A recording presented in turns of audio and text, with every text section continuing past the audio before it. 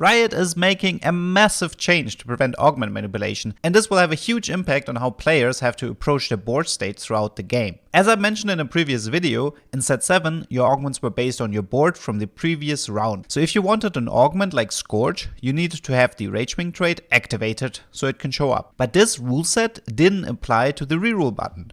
You could change up your units as much as you want and activate traits to influence your outcomes. If this mechanic would have been kept the same for set 8, it would have been incredibly problematic. Just imagine a scenario where you get a hero augment selection in stage 3 and you can see all the different tiers beforehand. It would require almost no effort to change up your board in a specific way to force your favorite hero augment to appear. This would create an even larger gap between players knowing about this mechanic and those that aren't aware of it, since you could aim for an augment that simply helps you to secure your top 4 placement. This is now much more difficult.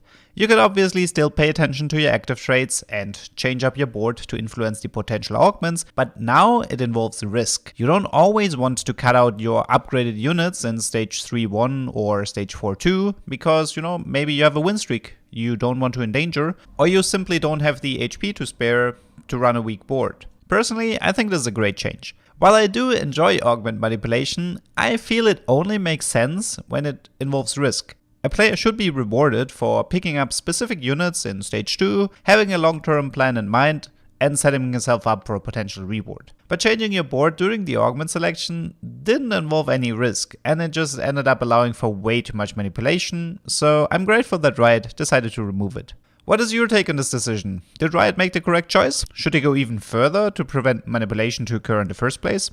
Let me know in the comments. I hope you learned something, and see you next time.